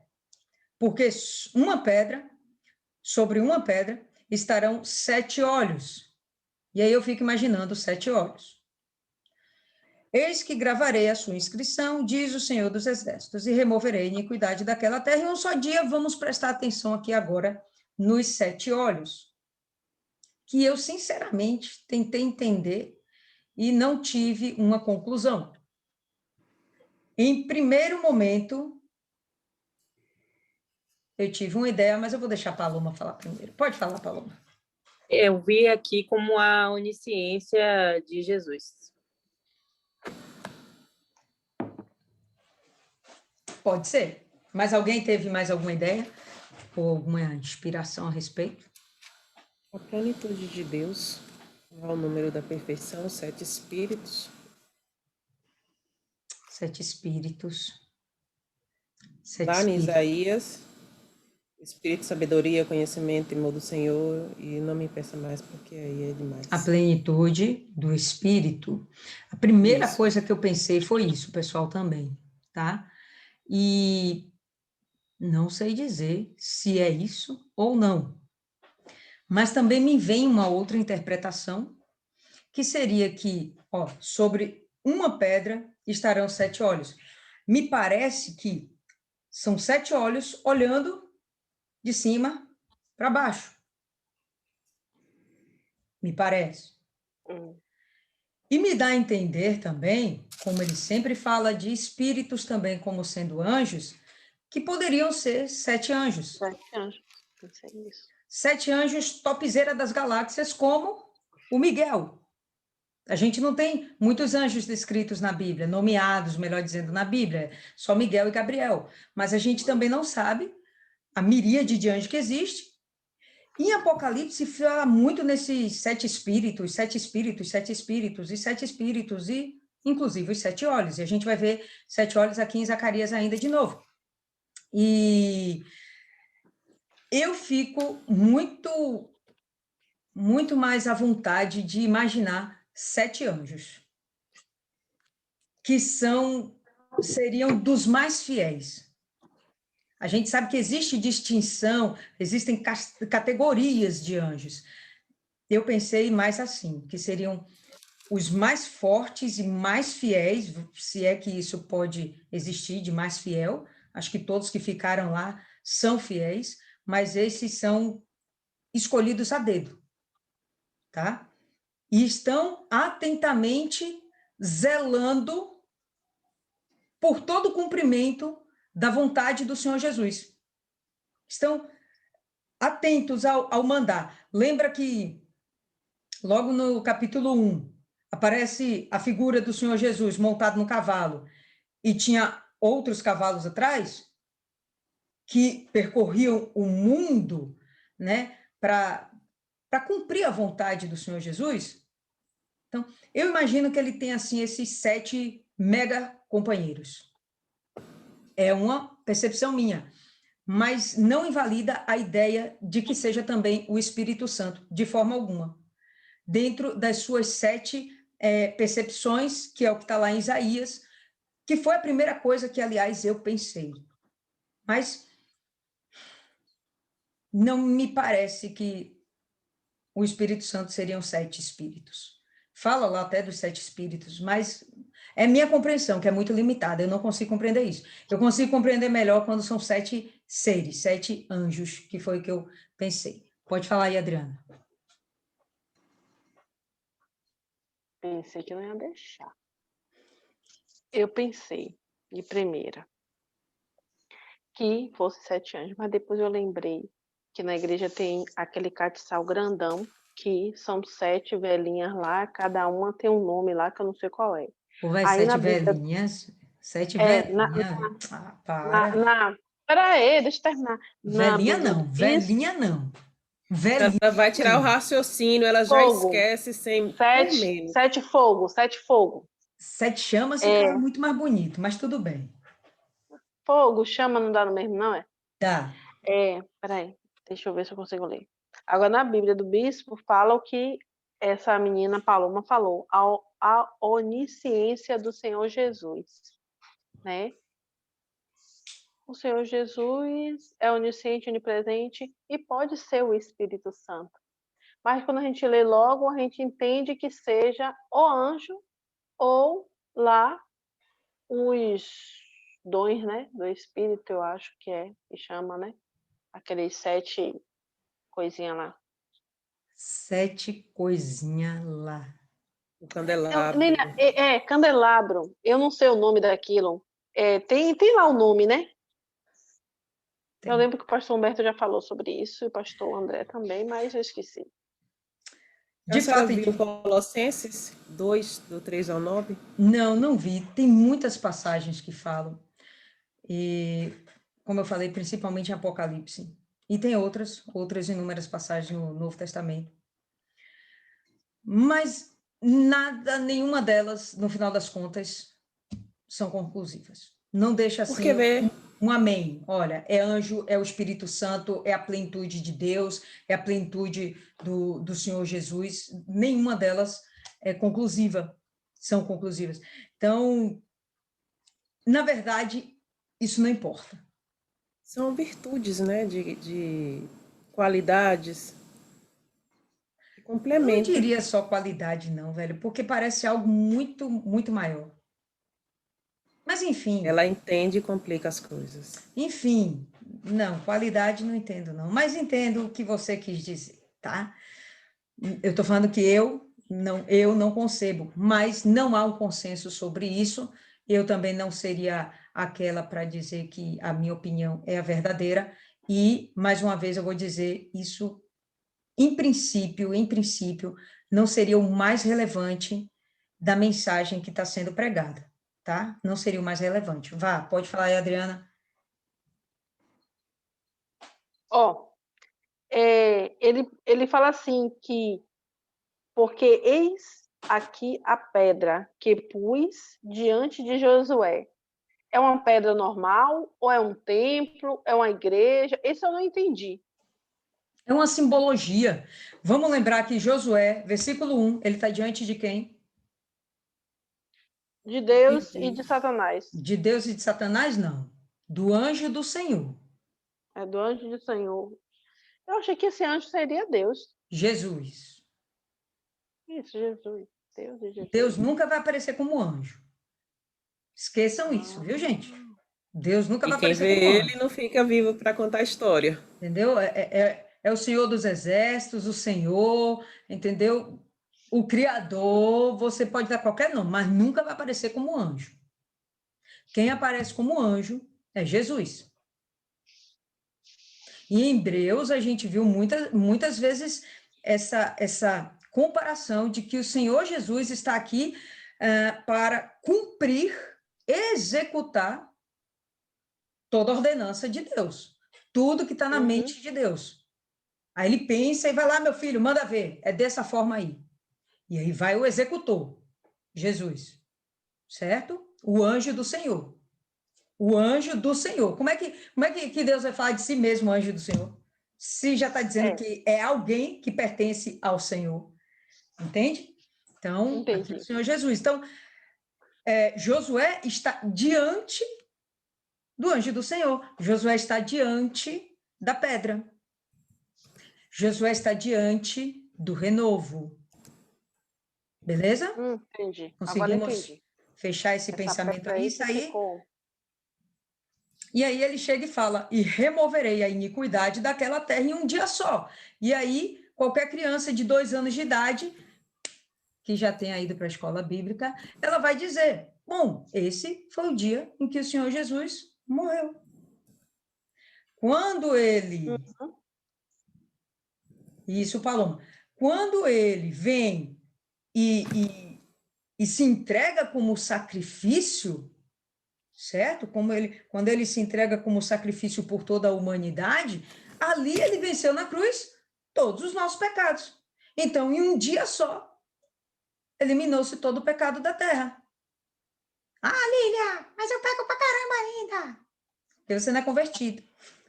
A mensagem do Senhor Jesus ainda não penetrou em você. E se não penetrou, e você ainda está viva, e está aqui no nosso meio, está dentro de uma igreja, você está tendo oportunidades ainda, para que haja toda essa aceitação do que Jesus Cristo exige, tá, da gente, e que a gente venha cumprir. Tá? Mas, quando a gente começa a cumprir, então esse nosso pecado é apagado, como a gente viu agora, virou passado. E a gente vai receber vestes novas. Uma oportunidade para reescrever a nossa vida. Entendido? Ok? Abra aí em Apocalipse, capítulo 5. Só para dar uma ilustradinha. Se eu pegasse aqui todas as passagens, a gente ia ficar depois de meia-noite. Eita, a gente tem até que acabar já. Capítulo 5, o verso 6. Todo mundo? Apocalipse, o último livro da Bíblia, para quem não sabe. Adriana, você está com carinha de que não sabia. 5, 6. Então, vi no meio do trono e dos 4 seres viventes, e entre os anciãos, de pé, um cordeiro, como tendo sido morto. E a gente já sabe que é o Senhor Jesus, que morreu, mas ressuscitou. Ele tinha 7 chifres, bem como 7 olhos, que são os 7 Espíritos de Deus, e Espírito com letra maiúscula, enviados por toda a terra. Por isso que ficou na minha cabecinha, gente, essa história de que são anjos, porque esses 7 Espíritos são enviados em toda a terra, mas o Senhor Jesus está aqui. Enfim, não precisamos esgotar esse assunto hoje. Vamos para o versículo 10, volta aí para Zacarias. Naquele dia, diz o Senhor dos Exércitos, cada homem convidará o seu vizinho para debaixo da videira e para debaixo da figueira. A gente viu aqui alguns dias atrás como é uma figueira, não vimos? Acho que vimos. Ou fui só eu que procurei e não passei para vocês? Passei, não? Gente, a figueira é grande, grande. Meu Deus, ela é muito grande. Você mostrou o cedro. O cedro, né? A figueira é muito grande. Deixa eu ver, para comparar, uma mangueira majestosa. Aumente, multiplique aí a mangueira mais 2 vezes.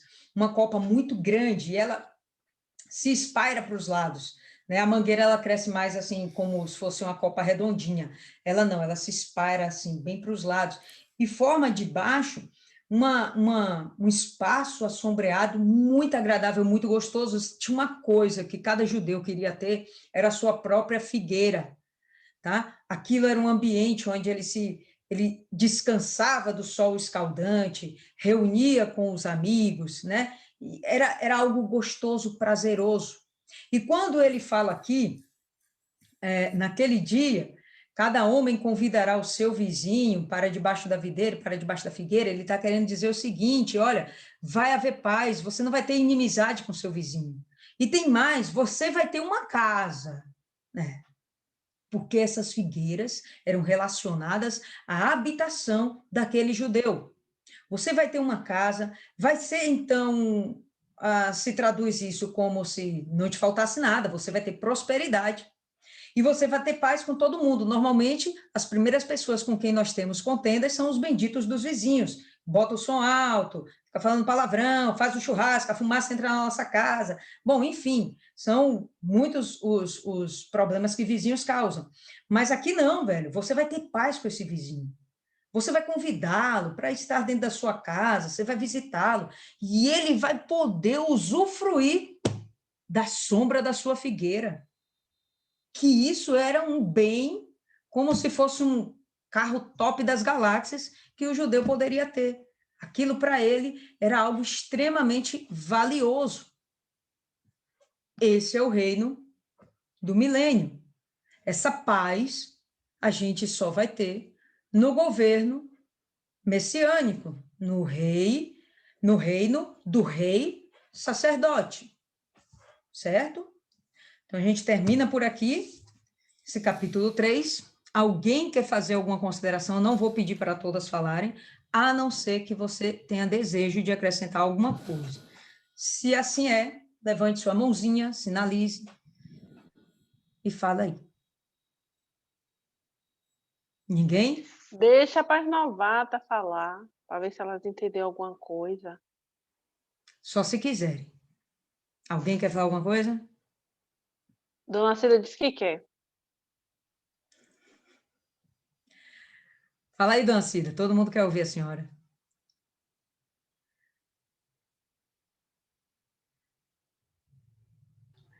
Caneta na mão, caneta e papel, para anotar o que Dona Cida vai falar. Vá, Dona Cida, pode falar. Não, a senhora já falou. A senhora já falou aqui o que eu ia falar, né? No 7, né?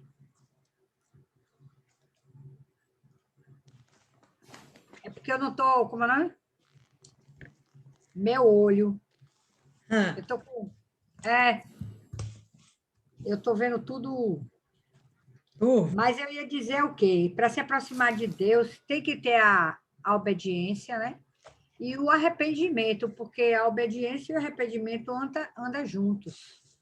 A senhora já tinha falado, eu escrevi aqui, que Deus, ele é juiz, ele não veio para condenar, ele veio para nos salvar, né? Então, isso aí era o que eu ia falar, se a senhora me perguntasse. Muito bom. Eu não diria nem que ele é juiz, Deus é juiz, mas o Senhor Jesus, ele vem mais como um advogado mesmo, que vem, o sumo sacerdote realmente, que ele vem apresentar-se diante de Deus em nosso lugar, levando sobre si todos os nossos pecados. Mais alguém? Pode falar, Maiana. Sobre a gente buscar estar com as vestes limpas, renovar a nossa mente.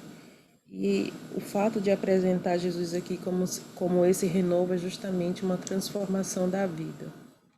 A gente não deve aceitar ser a mesma pessoa hoje que a gente foi ontem.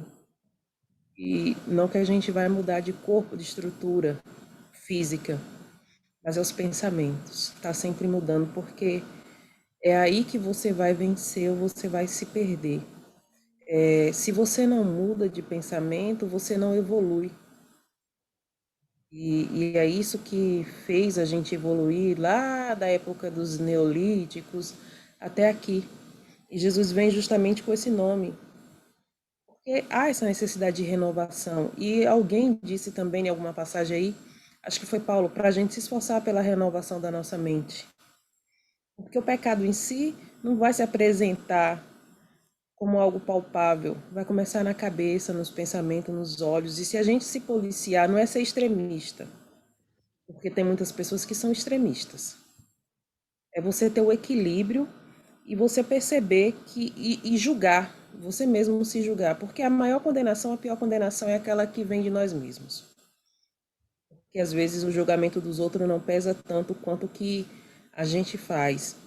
E nisso a pessoa se torna religiosa, a pessoa se torna autoconfiante, e não que ser autoconfiante é ruim, mas a autoconfiança demais faz com que a gente peque. Porque o diabo, ele foi autoconfiante quando ele chegou para acusar Josué aqui, foi a mesma coisa que ele fez com Jó. Ele se apresentou lá no meio dos filhos de Deus e ele não foi para acusar Jó, mas quando Deus mostrou as virtudes de Jó, provavelmente deve ter se lembrado de como ele era, que ele era o sinete da perfeição, e ele foi lá e disse, se você tirar isso, se você tirar aquilo, o Senhor não cerca Deus com sebe? E Jó teve todos os requisitos para julgar Deus não, abandonar Deus, e mesmo assim ele continuou firme. E o diabo não conseguiu o propósito dele na vida de Jó, porque Jó tinha esse entendimento que não era nada, que tudo vem de Deus, que nu ele veio e que nu ele volta. Então, não é deixar com que a posição de sumo sacerdote suba a cabeça, porque muitas pessoas, quando sobem um degrauzinho espiritual, deixa aquilo subir para a cabeça. Não mantém a humildade. Os 7 olhos, eu mantenho a minha posição, que são os 7 espíritos que fala lá, os 7 espíritos do Senhor, porque fala que repousará sobre ti. Não creio que um anjo tenha essa condição de entrar no nosso corpo. Então, o que ficou isso foi isso, que a gente sempre vai estar sendo observado e que tem que ter o equilíbrio, porque o maior julgamento vai vir de nós, e não aceitar certo julgamento de quem não conhece as nossas vidas, de quem não sabe o que se passa no nosso íntimo, porque o diabo ele pode nos acusar do que quiser, mas ele não sabe o que se passa no nosso pensamento. Ele joga o pensamento, mas ele não sabe o que a gente pensa. Só Deus. Perfeito. Mais alguém? Não. Beleza. Paloma, você faz a oração de encerramento? Aproveita, já pega o gancho da nosso propósito. Marciane pediu para orar por ela. Façamos isso aí também. Inclui já o nome dela, pela saúde dela. Ok, vamos lá. Meu Deus e meu Pai, nós entramos, meu Deus, em Tua santa presença, meu Pai, nesse momento, meu Deus. Primeiro, meu Deus, para agradecer, porque, meu Pai, diante de tantos problemas, diante, meu Pai, de tanta coisa que tem acontecido no mundo, meu Deus, nós estamos aqui. Estamos aqui, meu Pai, com o privilégio, meu Deus, de poder estar meditando na Tua palavra, tendo mais intimidade com o Senhor, meu Deus. E, acima de tudo, meu Deus, tendo mais combustível para poder, meu Deus, fazer o ID, para a gente fazer o ID que a gente prometeu ao Senhor, meu Deus, quando nós dizemos, eis-me aqui, meu Pai. Meu Deus, eu peço que o Senhor, meu Deus, venha abençoar, meu Pai, cada uma que está nesse grupo, bem como, meu Pai, a família delas. Abençoa a vida delas, meu Pai, faz com que elas venham permanecer, meu Deus, até o fim, meu Pai. Permanecer no Senhor. Nós sabemos a dificuldade que é, meu Deus, mas não deixa nenhuma de nós tropeçarmos, meu Deus. Que a gente vai manter a nossa fé, meu Deus, a nossa fé viva até o fim. Até quando for, meu Pai, quando voltarmos para o Senhor, eu peço isso por cada um de nós. Meu Deus, eu estou num propósito, meu Pai, que foi proposto por Dona Lília, meu Pai. Então eu peço, meu Deus, que o Senhor venha abençoar a igreja, meu Deus, de todo mundo, meu Pai. A igreja somos nós, a igreja é o corpo, meu Pai. Então eu peço que o Senhor venha fortalecer cada um, meu Deus.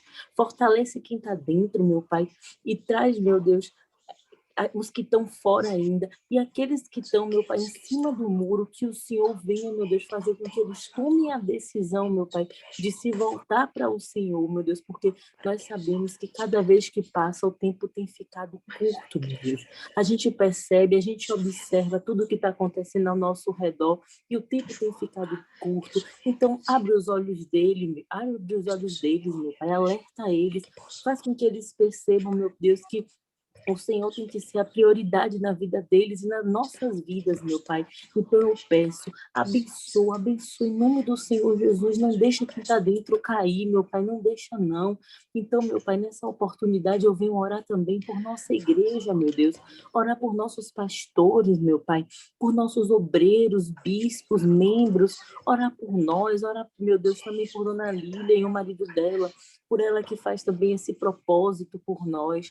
Meu Deus, hoje, meu Pai, Martiane pediu uma oração pela saúde dela. Então, meu Pai, a gente não sabe do que é, mas que o Senhor venha agora, meu Deus, e traga, meu Deus, traga a cura, meu Pai, pois o Senhor é o médico dos médicos. Então, vai lá, meu Pai, e o que quer que seja que ela esteja sentindo, que o Senhor, meu Deus, venha tirar, meu Pai, porque, meu Deus, quando o seu filho veio, meu Pai, ele veio e tirou toda a doença. Então, a gente não pode aceitar nada, meu Deus, que venha acontecer sobre o nosso corpo. Então, eu peço que nesse momento o Senhor venha, meu Pai, e tire tudo, mesmo que seja espiritual, que seja carnal, não importa, mas que o Senhor venha tirar. Meu Deus, eu oro também, meu Pai, lá por Angola. Meu Deus, eu vejo essa situação e me dá muita revolta, meu Deus, muita revolta, meu Pai. Isso não é justo, meu Deus, o Senhor é justo juiz, meu Pai. Então eu peço, meu Pai, que o Senhor vá lá, meu Deus, e, meu Pai, tira, meu Deus, toda a potestade, meu Deus, que está lá, meu Pai. Arranca todo o mal, meu Deus. Dá, meu Pai, àquele povo o privilégio novamente, meu Deus, de poder voltar, meu Deus, para as tuas igrejas, meu Pai. Os pastores, os obreiros que estão lá querendo fazer a tua obra, meu Pai.